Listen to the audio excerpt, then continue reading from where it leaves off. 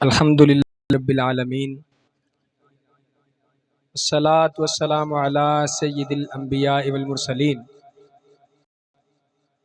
اما بعد فاعوذ باللہ من الشیطان الرجیم، بسم اللہ الرحمن الرحیم۔ قل لا اسألکم علیہ اجرا الا المودۃ فی القربی، صدق اللہ العظیم، صدق رسولہ النبی الکریم الامین، ونحن علی ذالک لمن الشاہدین والشاکرین، الحمدللہ رب العالمین۔ بندہ پروردگارم امت احمد نبی، دو دارم چارم تاج اولاد علی، مذہب حنفی ادارم ملت حضرت خلیل، حق پائے غوث اعظم زیر سایہ ہر ولی۔ ان اللہ و ملائکتہ یصلون علی النبی یا ایہا الذین آمنوا صلوا علیہ وسلموا تسلیما۔ کے ساتھ پڑھیے الصلاۃ والسلام علیک یا رسول اللہ وعلی آلک و اصحابک یا حبیب اللہ، الصلاۃ والسلام علیک یا رسول اللہ وعلی آلک و اصحابک یا حبیب اللہ۔ باغ جنت کے ہیں بہرے، مدح خانے اہل بیت، باغ جنت کے ہیں بہرے، مدح خانے اہل بیت، تم کو مژدہ نار کا اے دشمنان اہل بیت، تم کو مژدہ نار کا اے دشمنان اہل بیت۔ بے اجازت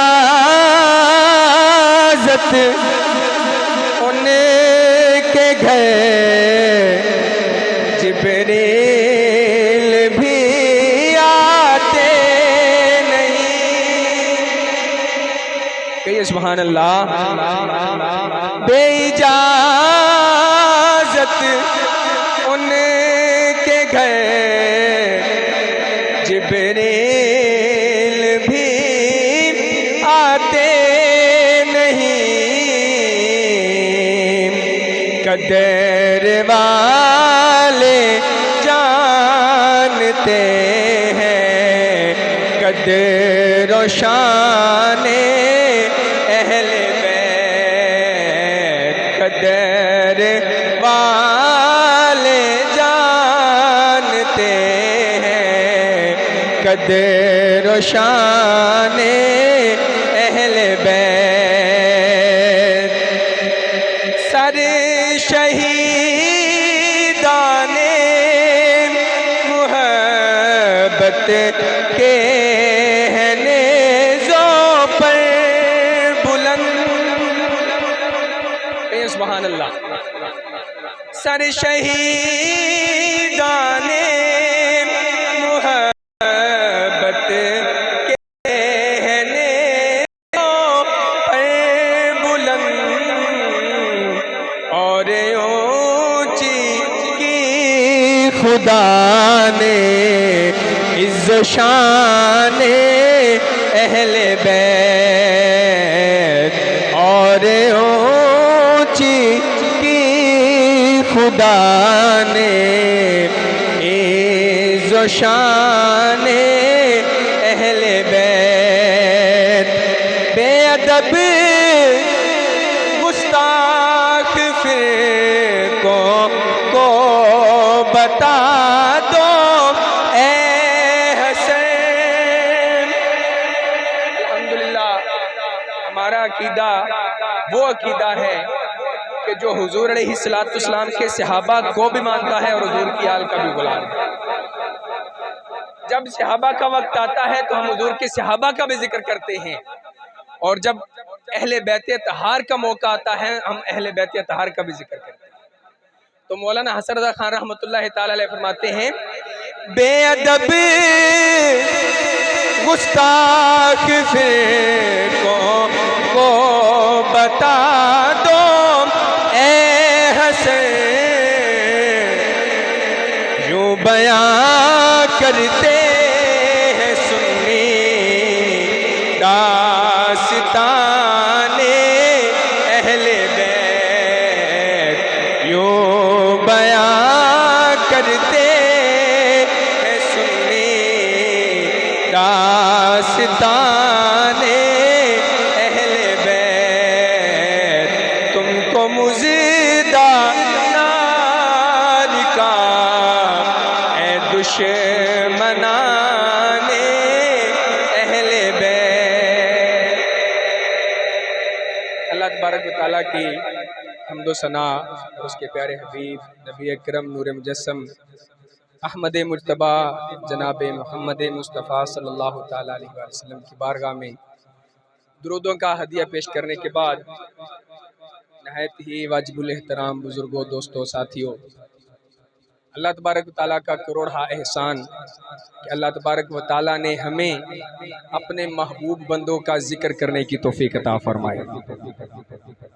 اللہ تبارک و تعالیٰ ہمارے محترم ڈاکٹر صاحب ڈاکٹر مہدی حسن صاحب ان کی کاوش کو قبول فرمائے، اور جس کے لیے انہوں نے یہ پروگرام سجایا ہے اللہ تبارک و تعالیٰ ان بزرگوں کی کامل مغفرت فرمائے۔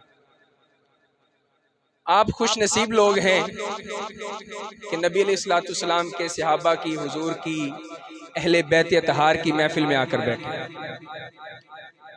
اور اس سے بڑی آپ کی خوش نصیبی یہ ہے کہ حدیث شریف کا مفہوم ہے عند ذکر الصالحین تنزل الرحمہ، جہاں اللہ تبارک و تعالیٰ کے محبوب بندوں کا ذکر ہوتا ہے، جہاں اللہ کے نیک بندوں کا ذکر ہوتا ہے، وہاں رب کی رحمت اترتی ہے۔ لوگ بازاروں میں پھر رہے ہیں، لوگ کاروباروں میں مصروف ہیں، لیکن آپ خوش نصیب ہیں کہ اللہ تبارک و تعالیٰ نے آپ کو حضور کے ذکر میں آنے کی توفیق عطا فرمائی۔ لہذا گھبرائیں نہیں، گرمی ہے تو کوئی بات نہیں، ہم ان کو ماننے والے ہیں کہ جو ایک شاعر کہتا ہے کہ ہمارا عشق کا رشتہ ہے اس قبیلے سے، ہمارا عشق کا رشتہ ہے اس قبیلے سے جہاں کٹے ہوئے سر بھی کلام کرتے ہیں۔ ہم ان کو مانتے ہیں کہ جن کا سر کٹا ہوتا ہے اور پھر بھی وہ رب کے قرآن کی تلاوت کر رہے ہیں۔ تو اس ذوق کو مد نظر رکھتے ہوئے ایک بار بلند آواز سے کہیں سبحان اللہ۔ میں کوئی لمبی چوڑی تقریر نہیں کروں گا، اور نہ ہی میں بہت بڑا خطیب ہوں۔ میرے دائیں بائیں الحمدللہ مجھ سے ہر لحاظ سے سینئر جو علماء کرام تشریف فرما ہے، انشاءاللہ یہ اپنا آواز فرمائیں گے۔ میں ایک پیغام کے طور پر آپ سے چند گزارشات کروں گا کہ ہر بندہ یہ چاہتا ہے کہ میں جنت میں چلا جاؤں، ہر بندے کا یہ تقاضا ہے، ہر بندہ جو نیک عمل کرتا ہے، صدقہ خیرات کرتا ہے، نمازیں پڑھتا ہے، حج کرتا ہے، زکوٰۃ ادا کرتا ہے، رب کو راضی کرتا ہے۔ رب کو راضی کرنے کی وجہ بھی یہ ہے کہ میں جنت میں چلا جاؤں۔ تو جنت میں جانے کا ایک سٹینڈرڈ ہے، ایک معیار ہے کہ جنت میں وہی جا سکتا ہے جو موت کے وقت اپنا ایمان سلامت لے کر جائے گا۔ اور ایمان سلامت کون لے کر جائے گا؟ کہ جس کا عقیدہ درست ہوگا۔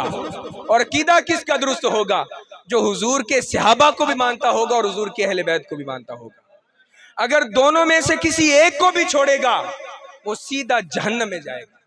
یہ دونوں چیزیں جو قرآن پاک کی میں نے آیت پڑھی، اللہ پاک ارشاد فرماتا ہے کہ اے محبوب اپنے صحابہ سے فرما دیں کہ میں نے جو تم کو تبلیغ کی ہے، جو میں نے تمہیں دین سکھایا ہے، جو میں نے تمہیں اسلام سکھایا ہے، اس پر میں کوئی اور سوال نہیں کرتا۔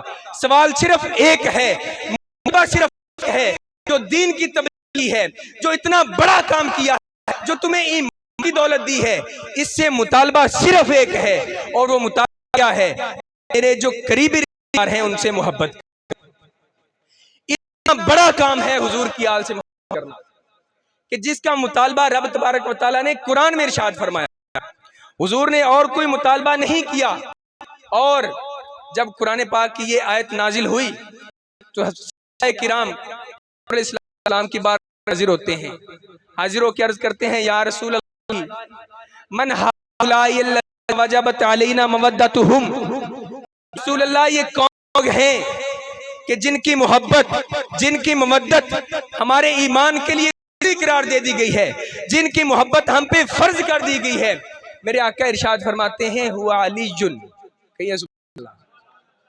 بھائی مولا علی کا ذکر کرنا عبادت ہے، کہیے سبحان اللہ۔ یہ حضور نے بتایا ہے، حضور فرماتے ہیں ذکر علی عبادہ، النظر الی وجہ علی عبادہ۔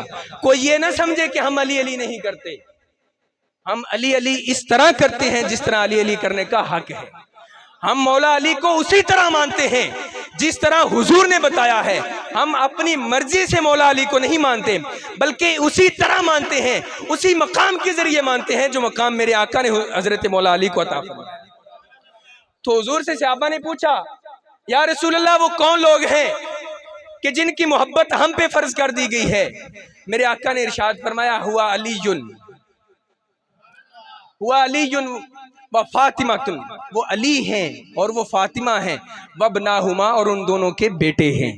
یعنی ان کے ساتھ محبت کرنا ایمان کے لیے ضروری ہے۔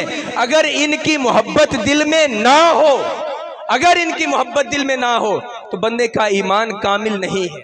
ایک اور حدیث آپ سن لیں کہ ہم عبادت کرتے ہیں، ہر بندے کا یہ دل چاہتا ہے کہ میری عبادت قبول ہو جائے، اور اس سے بڑی بات ہی کوئی نہیں ہے کہ عبادت ہو جائے۔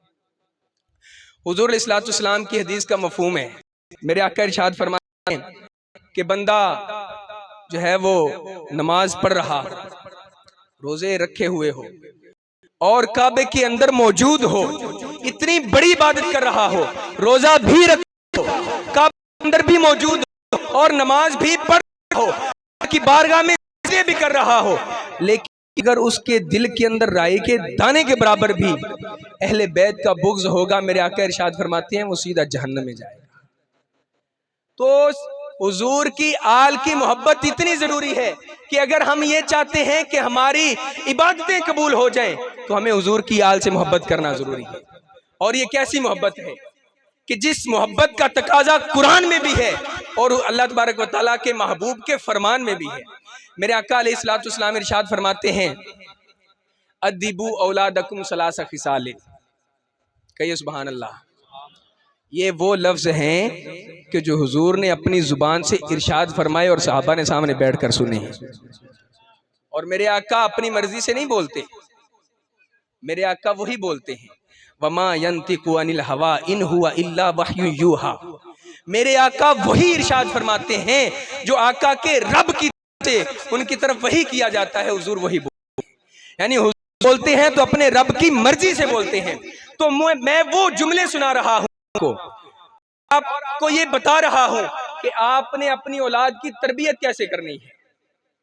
حضور فرماتے ہیں ادبوا اولادکم ثلاث خصال، اپنی اولاد کو 3 باتیں سکھاؤ، 3 خصلتیں سکھاؤ۔ یعنی اگر کوئی والد ہے تو اس کی ذمہ داری بنتی ہے کہ اپنے بیٹے کو یہ باتیں سکھائے، اپنے بیٹے کو یہ کام سکھائے۔ سب سے پہلی چیز میرے آقا نے ارشاد فرمائی وہ کیا ہے؟ حضور فرماتے ہیں حب نبیکم، اپنے نبی کی محبت اپنی اولاد کو سکھاؤ، کہیے سبحان اللہ۔ اور دوسری چیز میرے آقا نے ارشاد فرمائی جو ہمارے لیے بہت ضروری ہے، ہمارے ایمان کے لیے ضروری ہے، میرے آقا ارشاد فرماتے ہیں وَحُبَّ آلِ نَبِيِّكُمْ، سبحان اللہ۔ یہ آل پاک محبت وہ محبت ہے جو حضور فرما رہے ہیں کہ اپنی اولاد کو سکھاؤ۔ آقا فرماتے ہیں حُبَّ نَبِيِّكُمْ وَحُبَّ آلِ نَبِيِّكُمْ، کہ اپنے نبی کی محبت بھی سکھاؤ اور نبی کی آل کی محبت بھی سکھاؤ۔ اور تیسری چیز میرے آقا نے فرمائی وَتِلَاوَةَ الْقُرْآنِ، اور قرآن کی سکھاؤ۔ اس حدیث میں ہمارے لیے ایک درس ہے۔ ہم بچوں کو سکول بھیجتے ہیں، بڑے سے بڑے سکول میں ہمارا دل کرتا ہے ہمارا بچہ بڑے سے بڑے سکول میں جائے، اور آج کل تو یہ دل کرتا ہے کہ جس سکول کی فیس زیادہ ہے، جو زیادہ مہنگا سکول ہے، ہم اپنے بچے کو وہاں داخل کروائیں۔ اور سکول داخل کروانے کا مقصد کیا ہوتا ہے؟ تربیت۔ اور آج کل ایسے سکولوں سے تربیت نہیں ملتی، تربیت ملتی ہے تو وہاں سے ملتی ہے جہاں رب کا فرمان ہو، جہاں حضور کا فرمان ہو۔ حضور فرما رہے ہیں اپنی اولاد کو قرآن سکھاؤ۔ مجھے اور آپ غور کرنا چاہیے کہ ہم اپنی اولاد کو کیا سکھا رہے ہیں؟ کیا ہم نے اپنی اولاد کو قرآن سکھانے یہ کوئی انتظام کیا ہے کہ نہیں کیا؟ تو اس میں غور کرنا چاہیے۔ یہ چیزیں میرے آقا نے ارشاد فرمائی، حب نبیکم و حب آل نبیکم و تلاوت القرآن۔ حضور فرماتے ہیں اپنے نبی کی محبت سکھاؤ، اپنے نبی کی آل کی محبت سکھاؤ اور تلاوت قرآن سکھاؤ۔ تو عقیدہ درست رکھنے کے لیے ایک چیز یہ ضروری ہے کہ اہل بیت اطہار سے محبت کرنا ہمارے ایمان کا لازمی جز ہے۔ اگر اہل بیت سے محبت ہمارے ایمان سے نکل جائے ہمارا ایمان کسی کام کا نہیں۔ اور اگر بندہ حضور کی اہل بیت کو مانتا ہو اور حضور کے صحاب کو نہ مانتا ہو تو بھی اس کا ایمان کامل نہیں ہے۔ حضور کی حدیث کا مفہوم ہے کہ اللہ تبارک و تعالیٰ نے سب سے پہلے مجھے چنا اور پھر میرے لیے میرے اصحاب کو چنا اور پھر ان اصحاب میں سے پھر 4 کو چنا۔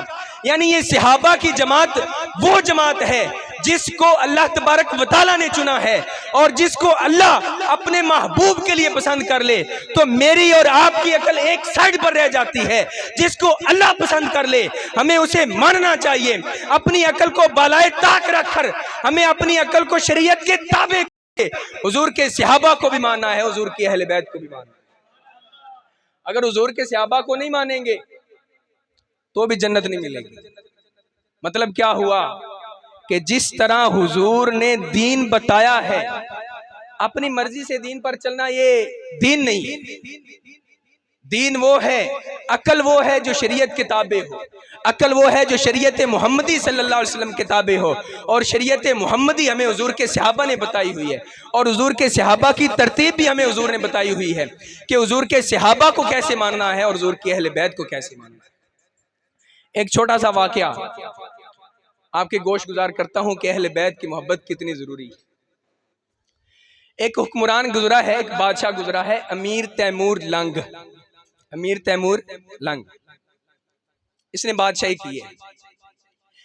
اس کی جب موت کا وقت آیا نا تو مرض الموت میں یہ مبتلا تھا، یعنی جب اس کی موت کا وقت آنا تھا تو اس کے حواریوں نے دیکھا، اس کے ارد گرد جو لوگ بیٹھے ہوئے تھے انہوں نے دیکھا کہ اس کا چہرہ جو ہے نا بالکل سیاہ ہو گیا، اور کچھ دیر بعد اس کا چہرہ ٹھیک ہو گیا۔ جب اس نے ہوش سنبھالی تو پاس بیٹھے لوگوں نے پوچھا کہ اے بادشاہ، اے امیر، کچھ دیر پہلے ہم نے دیکھا ہے کہ آپ کا چہرہ بالکل سیاہ ہو چکا تھا۔ تو وہ بتانے لگے کہ دراصل جب میری موت کا وقت قریب آیا ہے تو جو عذاب دینے والے فرشتے ہیں مجھے وہ دکھائی دیے، تو ان کو دیکھنے کی وجہ سے ان کی اتنی ڈراؤنی شکلیں تھیں کہ جب میں نے ان کو دیکھا میرا دل جو ہے وہ غمگین ہو گیا، اس غم کی وجہ سے میرا چہرہ بالکل سیاہ ہو گیا۔ اتنے میں میرے پیارے آقا نبی اکرم نور مجسم حضرت محمد مصطفیٰ صلی اللہ علیہ وسلم تشریف لائے اور فرشتوں کو فرمایا کہ اسے چھوڑ دو، یہ میری آل سے محبت کرنے والا ہے۔ یعنی آل کی محبت جو ہے وہ موت کے وقت بھی فائدہ دیتی ہے۔ ایک واقعہ یہ ذہن میں رکھیں، اور دوسرا واقعہ یہ ذہن میں رکھیں، ملفوظات اعلیٰ حضرت میں لکھا ہوا ہے کہ ایک بندے کی موت کا وقت قریب آ گیا، لوگ اسے کہتے ہیں کہ کلمہ پڑھو، وہ کہتے ہیں مجھ سے کلمہ نہیں پڑھا جاتا۔ لوگ اسے کہتے ہیں کلمہ پڑھو، وہ کہتا ہے کہ یہ 2 بندے ہیں یہ مجھے کلمہ نہیں پڑھتے۔ تو جب اس کی موت کا قریب سے کلمہ ہوا، بعد میں پڑھا تھا کلمہ تو لوگوں نے بتایا کہ یہ لیکن اس کو صحبت ڈوبی کہ لوگوں حضرت سیدنا عمر کو گالیاں دیتے تھے، حضرت اس کی وجہ سے یعنی صحبت بیٹھنے کی وجہ سے اللہ تبارک و تعالیٰ نے اسے نصیب نہیں کیا۔ تو آپ اندازہ کہ ہم تو بات ہے نا، سن لیں، کر رہے ہیں ہم بھی کر رہے ہیں، وہ بھی نماز پڑھتے ہیں، پڑھتے ہیں، تو کوئی بات نہیں، بول لینی چاہیے، کسی کے پاس جانا چاہیے۔ میرے پیارے بھائیوں، ایسا نہیں ہوتا۔ حضرت سیدنا آپ جب کسی اور کتاب کا درس کرنے کے لیے تھے، تو جب حضور کو معلوم ہوا کہ ابو بکر کسی اور کتاب سنتے ہیں، حضور علیہ السلام کو اتنا جلال آیا کہ آپ کا سرخ ہو گیا۔ آپ نے فرما دیا کہ کسی اور کا درس نہیں سننا، یہ ان کی بات ہے کہ جن کے ایمان کی کیفیت میرے آقا خود بیان فرماتے ہیں۔ میرے آقا فرماتے ہیں کہ ایک پلڑے میں اگر ساری زمین والوں کا ایمان رکھا جائے اور دوسرے پلڑے میں ابو بکر کا ایمان رکھا جائے تو ابو بکر کا ایمان بھاری ہے۔ جس ایمان کی کیفیت ہو کہ ساری دنیا کا ایمان ایک طرف ہو، ابو بکر کا ایمان ایک طرف ہو، اس کو حضور منع فرما دے کہ کسی بھی اور کتاب کا درس نہیں کرنا، تو مجھے اور آپ کو غور کرنا چاہیے کہ میں کہاں بیٹھ رہا ہوں، مجھے نماز کر رہا ہے، مجھے کون نماز پڑھا رہا ہے، مجھے کون حدیث سنا رہا ہے۔ یہ غور کرنا چاہیے کہ میں کس کی صحبت میں بیٹھ رہا ہوں۔ وہ بندہ جو صحیح العقیدہ تھا، جب اس کے آخرت وقت آیا تو اس کو کلمہ نصیب نہ ہوا۔ کلمہ نصیب نہ ہونے کی وجہ یہ تھی کہ وہ ان لوگوں کی صحبت میں بیٹھتا تھا جو شیخین کریمین کو گالیاں نکالتے تھے۔ تو یہ سارا کچھ بیان کرنے کا مقصد کچھ کرنا نہیں ہے، صرف ایک پیغام پہنچانا ہے کہ میں اور آپ چاہتے ہیں کہ اللہ ہمیں جنت نصیب کرے تو صحابہ کا بھی دامن دو اور حضور کی اہل بیت کا بھی دامن دو۔ اللہ تبارک و تعالی ہمیں حضور صحابہ کی بھی محبت فرمائے، حضور کی اہل بیت کی بھی محبت فرمائے۔ وما علینا الا البلاغ۔